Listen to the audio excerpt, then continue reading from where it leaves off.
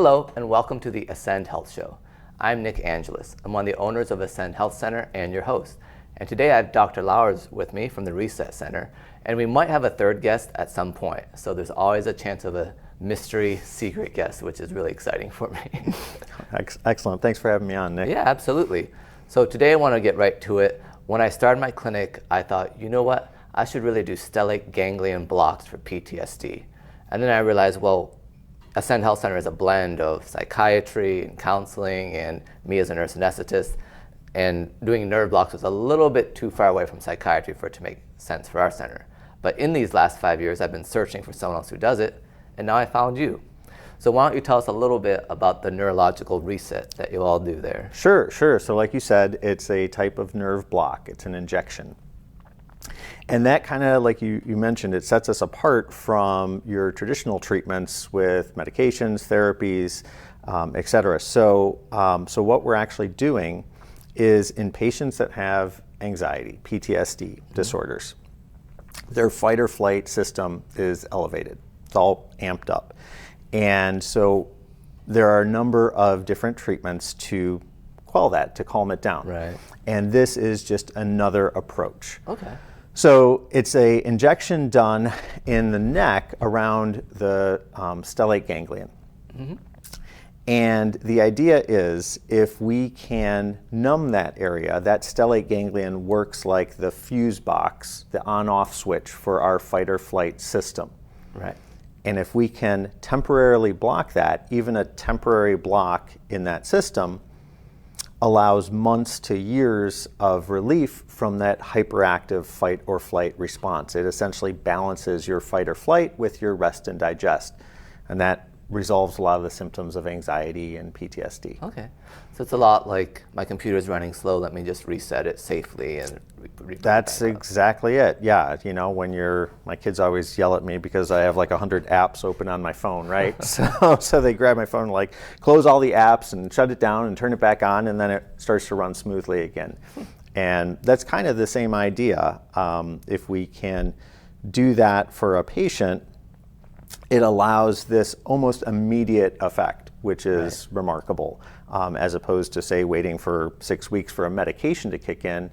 This kicks in immediately, and it's not meant to be just a one and done, but it's meant to allow you to then transition to those more traditional treatments, and then they're more effective because you're not over-responding to these triggers. Right.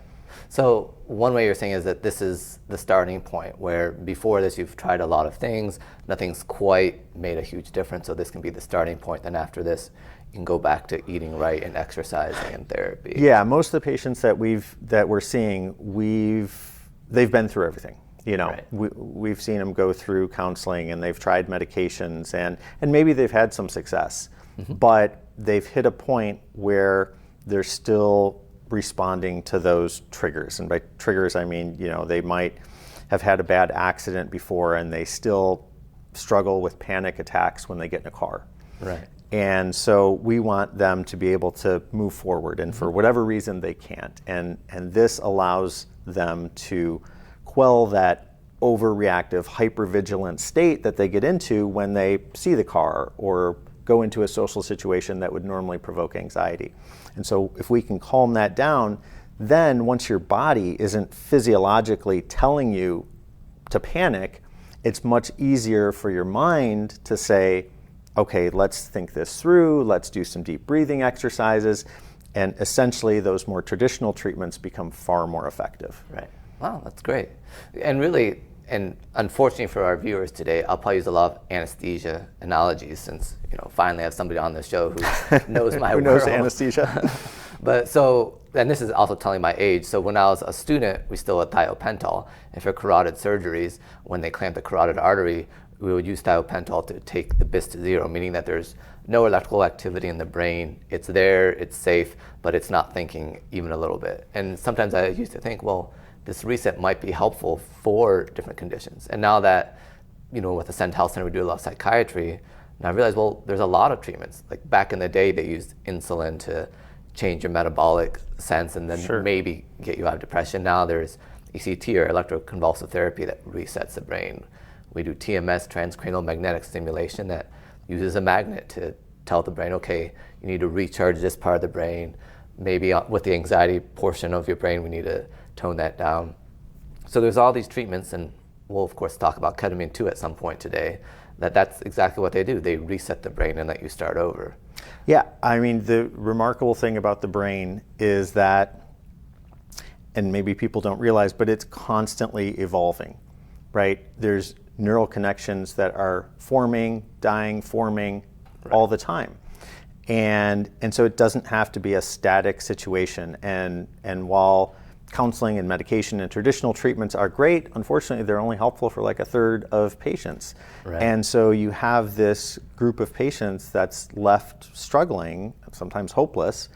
And so thankfully now all these various other treatments are coming into light. EMDR and transcranial magnetic and stellate ganglion block. These are treatments that can really make a difference in a lot of patients' lives. Yeah. Right.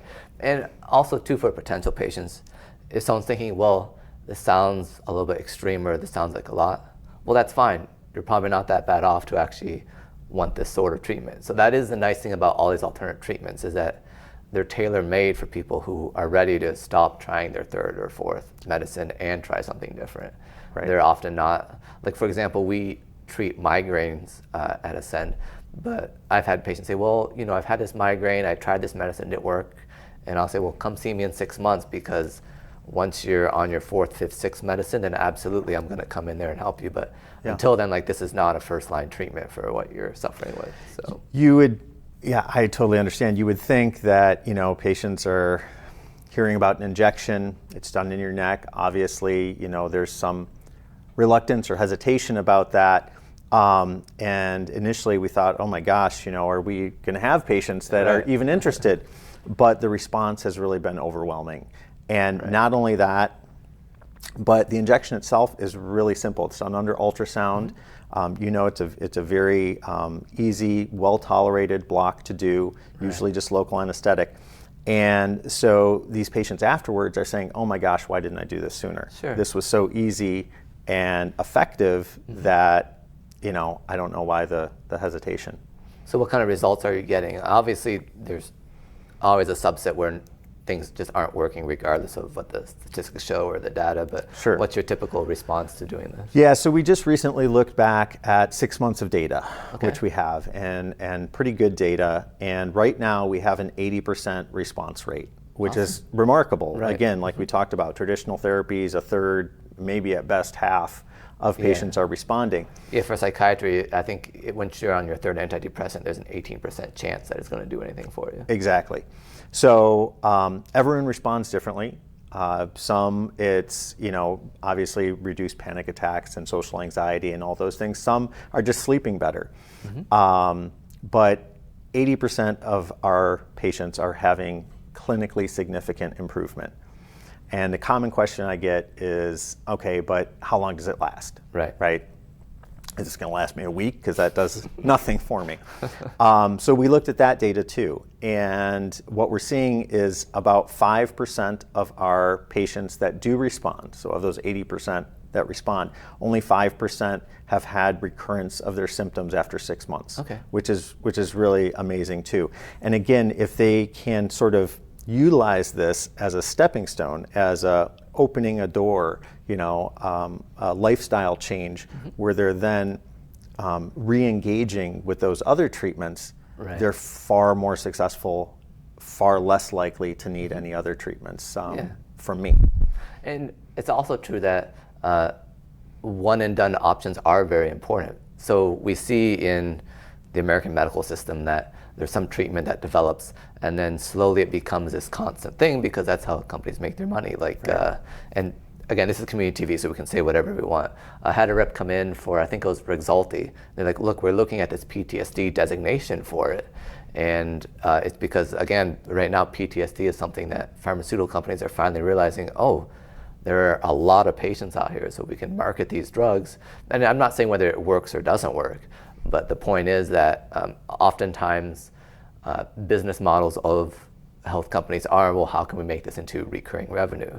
So really, as a patient, any chance that you get to do something and then leave that and do something simpler, like, you should take it. 100%. I mean, it's why I joined this company, because I didn't like the assembly line feel of, a lot of practices, like you kind of described, a business model over a healthcare model. And that's really our focus, is good, high quality, evidence-based healthcare. We want patients to get better, and no, that's not a great business model to never see your patient again. But I mean, I think personally, if you can give that kind of high quality healthcare, that word is going to spread. And patients, family members, friends, other patients of referral sources are going to come back to you because they know you have the right interest in mind. You have the right goals in mind. Right. At Ascend, we have whole families who are our patients. And often, whether it's genetic or it's environmental, if something we do helps one person, then it tends to help the rest of their family too. Right. And often too, so there'll be whole systems that are affected by PTSD or depression or anxiety. And often it is almost like, okay, which person should we treat? And then they can affect the whole system. And that way we don't have to treat the whole family. 100%. I mean, it's systems based within a person, and it's systems based within a family and social group, right? So you have, secondary PTSD in the spouse of the military vet that's now traumatized, and the wife or the spouse is living with that. That is traumatizing in itself. And then you have this domino effect within a given person where, when you're anxious, you're hypervigilant, you're not sleeping well, then what happens? Then you feel crummy the next day, right? Your mood's down, your energy's down, and that progresses to physical ailments within that person. So all these sequential effects occur in that person and in all the individuals around them as time goes on. So yeah, you have to treat it as a whole person and really a whole family. That's critical, I think, in any part of healthcare. Yeah, for sure, because I know it's part of our culture that everyone is this like individual silo and we have to treat you individually. Even breaking it down by specialization, like, wait, the nephrologist wants your blood pressure higher, but the cardiologist wants it lower. But what we've noticed too is that sometimes we need to treat the whole system. So yeah, maybe your mom isn't a patient here, but we need to target this treatment so we can help all of you so you get the better results. And so we've seen that. We've had a lot of families that have come in, spouses, parents with their children. We treat 16 and older, but when I say children, adult age children, and that trauma has affected them all, or that those mental health issues have affected them all, or we even see just generational trauma all the time, complex PTSD that has essentially been passed down through generations, and it's difficult to treat, but like you said, it's important to manage that whole picture. And again, a lot of this is patients who have tried some things and it still hasn't worked. And it's not saying that it's not valid to do what you can, whether it's deep breathing, prayer, counseling. But once you do something like this, it's almost like an avalanche where you can start the ball rolling, and then all those other things that before, because when we first started at Ascend, we spoke a lot more about the holistic ways to get better. And then we'd have patients saying, look, 6 antidepressants didn't work. What herb can I take instead? We said, no, we have to hit you with something that's going to work very well, and then we can talk about herbal medicine or a gentler way to treat this. But we can't go from these high-powered pharmaceuticals not working to, something like talking to a therapist if all these other methods haven't worked and you've already tried 3 or 4 other therapists. So, and there still isn't, I don't want to make it sound like this is a magic bullet. This is still something to. Probably the best example for what we do is the ketamine infusions, which you do as well at Reset. This is something that can start the process, and then depending on how much work you can do into it is how permanent the changes are. That's 100% right, yes. And I mean, really that should be true for any treatment. Oftentimes in our culture, people just want, hey, what's the pill, what's the shot, what's the surgery that can fix me? But like we're saying, you really have to look at the whole person. You have to do what you can at this moment so that you can move into those other treatments, and all those other things are then more effective. But if you look at it as a quick fix, regardless of what the treatment is, I think you're going to fail. Yeah, and I think the important thing is transitioning patients when they need to realize that, okay, I'm unfortunately not a case where there is one pill that will take care of this and then I can move on. this is going to be a longer haul, so what can I do for it? So. Yeah, I mean, mental health is a lifestyle change. It really is. I mean, you have to address, productivity and social interactions and coping skills and family and friends and work and balancing all that. And otherwise, unfortunately, we will see patients just returning and returning and returning because they're not making those changes. Yeah, so it really is, what we're both trying to do is foster some resilience. So if the balance is a little bit out of whack, you can still get your homeostasis back, so to speak. Absolutely. Yep. Because I had a patient who came yesterday, and he had a series of ketamine infusions 15 months ago. And after his 6th one, I said, well, why don't you just talk to our therapist and then just come back to me if you need to. And so for more than a year, that's all he's needed. And then he said, well, I'm feeling a little bit low now that it's cloudy again. I was like, okay, no, this is the exact plan we had for you 15 months ago, that this was not meant to be a permanent solution, that you had a good support system. So yeah, and neurotransmitter imbalance is going to happen, right? And so that's when those medications and ketamine and those types of treatments are really appropriate and really helpful. Right. But yeah, it has to be done at the right time, in the right setting, and with the right understanding of how to proceed forward. Yeah, and that is always a challenge too, because you'll see commercials that say, oh, you're just missing a little serotonin, we'll get you some store-bought serotonin, you'll be fine. And it's just an oversimplification of what's going on. Yeah.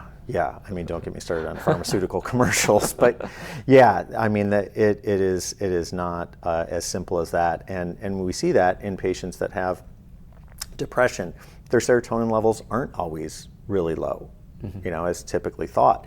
And maybe it's something else that's contributing to that. Maybe it's their anxiety. Maybe it's high cortisol and adrenaline levels that are constantly pushing through there. And that's causing lack of sleep. And that change is what's causing the depression and not low serotonin. So you really have to understand the patient and address that appropriately. And of course, that's, part of the difficulty sometimes.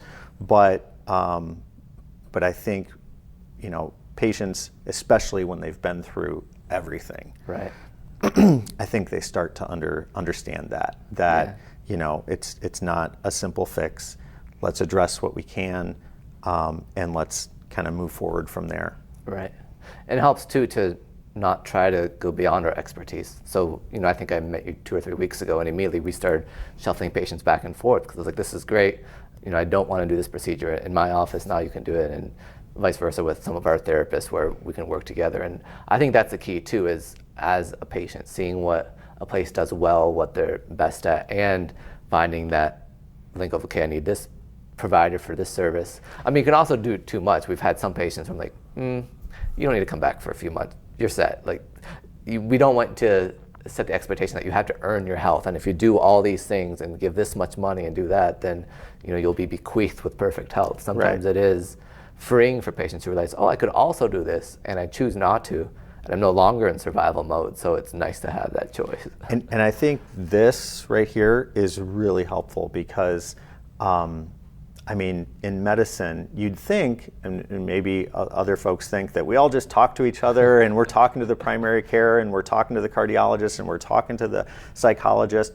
But in reality, we're not. I mean, we could be a few blocks apart and go our entire careers and never meet each other. But I think that's really what's missing in medicine nowadays, is that, that lack of warm handoff, that lack of discussion, that lack of collaboration amongst providers. And it's great. If we can do that more, it helps everyone. It helps your business, it helps mine, but mostly it helps the patient. Right. Because otherwise, like, what we do is just slap together, much like the sticky sign I put behind you that's now falling apart. Oh no! It looks, there you go. It looks great on the surface, but after a while you're like, but are they what's really going on talking there? to each other, or are they just trying to decipher facts, notes that are mostly there for billing purposes anyways? Yeah, and I know patients relate to that, especially when you talk about medications. You'll bring up a medication and be like, oh yeah, my other doctor 6 months ago tried that. Oh, I had no idea. If we can keep that collaboration going, I think patients will be better off. Yeah, and we've started to tell patients, you need to go to your pharmacy, ask for a printout of what you've tried for the last 5 years, so that way we're not repeating what somebody else has done, and we can start fresh without having to like dig into 10 years of history. So For sure. absolutely. So what else do you all offer there at Reset? So aside from our neurosympathetic reset, which is our stellate block that we've been discussing, we do ketamine, which is great for treatment-resistant depression. In our office, patients need a referral for their ketamine. We don't have psychologists in our office that are assessing those patients ahead of time, so referrals are required. We do a few different types of IV treatments, mostly for immune therapy, like a holistic approach, and we do myofascial treatment in the form of trigger point injections. Okay. This is an injection essentially to help tight muscles, knots, which again, often if you're looking for a comprehensive approach, patients that have anxiety are usually immunocompromised, they usually have tight muscles, and so we're trying to put together a package that perhaps can help a few different aspects of their life. Right, because a lot of times now we see EDS, POTS, all these acronym syndromes that accompany with the mental health, and they're so tightly wound together. It's not something where you can say, okay, go to your POTS doctor, then go to your anxiety doctor, then go to your gastroenterologist. It's like, okay, how do we start unraveling this together? Yeah, So, yeah, absolutely. Yeah, I love the acronyms. They're always, like all the commercials now, I've never even heard of these acronyms. right, yeah, and it's similar to what I was saying earlier, that sometimes companies are like, oh wait, there might be a pill that we can use for this because it's in vogue or so we'll whatever. give it a catchy name and give the disease a catchy name, and all of a sudden, people are... Because a lot of times with both what you're doing with the stellate ganglion blocks and even with the ketamine, it is something where, okay, we have a primary reason to deliver this medication or this treatment, but we also know that this could affect 5 or 6 other diagnoses that you have. So it's almost like diagnosis by treatment, where we see, oh, okay, so this was the cause of this problem. 100%, and that's actually what we're studying right now. So, and I'm glad you brought that up. So yeah, we primarily treat anxiety disorders, PTSD, and certain types of depression. But what we've noticed and what we're looking at is in follow-up, these patients are saying, hey, by the way, my migraines are better. Right. By the way, my I have a history of bulimia and I've not had issues in the last month. I have a history of substance abuse, inflammatory disorders, fibromyalgia. So these diseases are often all linked, like you're saying. If you're an anxious person, if you have mental health issues, you might struggle with some of these other poor, unhealthy coping strategies, or struggle with pain disorders or chronic inflammation, and they are absolutely all linked. It's why everything is important, from diet and exercise to how you're addressing these, and as opposed to addressing them individually with, hey, here's a pill for this, here's a pill for that, here's a pill for that. Taking a step back and looking at the bigger picture, and hopefully in the upcoming months and years, we're going to start to be able to gather that data and look at some of these diseases and say, hey, we can treat this alone, but you're going to be better off if we can take a step back, treat the bigger picture. Absolutely. Might take a little bit different approach. You might not be used to that, but you're going to be better off long term. Well, in your case too, for the neurological reset, there is plenty of data on like neuromodulation of the immune system just by resetting everything, where there's been cases of pneumonia where they realized, nope, this is actually your nervous system causing that. So I think what we're both saying is, if we can get a person's systems to talk internally, instead of the idea of like, oh, I hate my brain because it makes me anxious, or this part of my body isn't working right.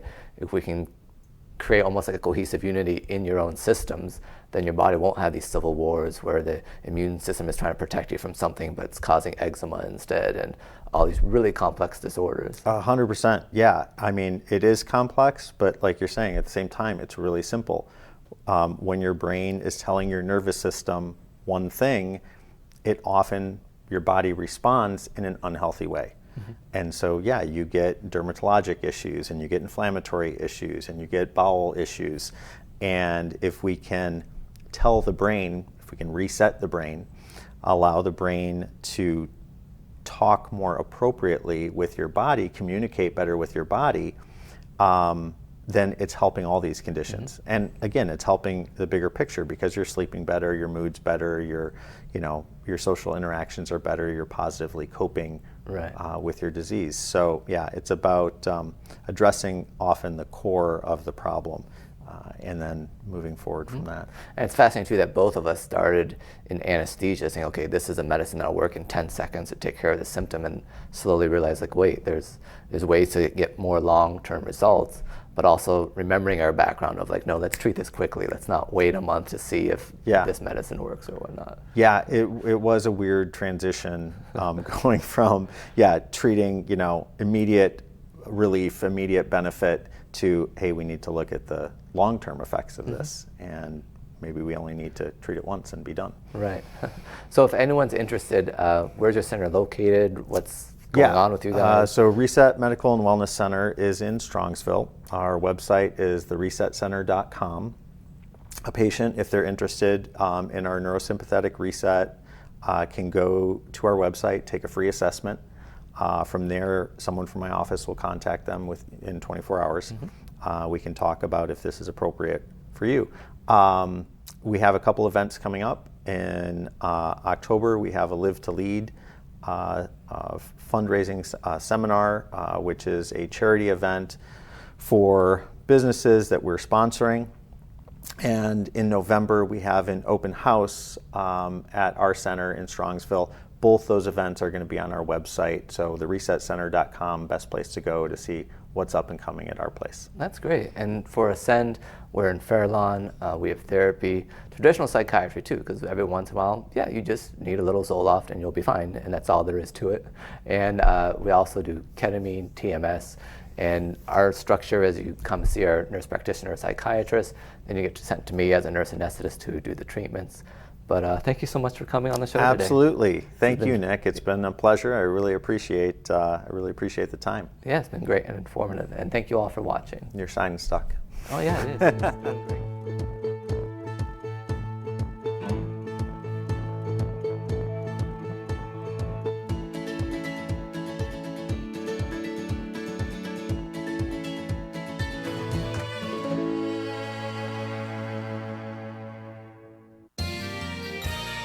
You are watching WCTV, Wadsworth Community Television.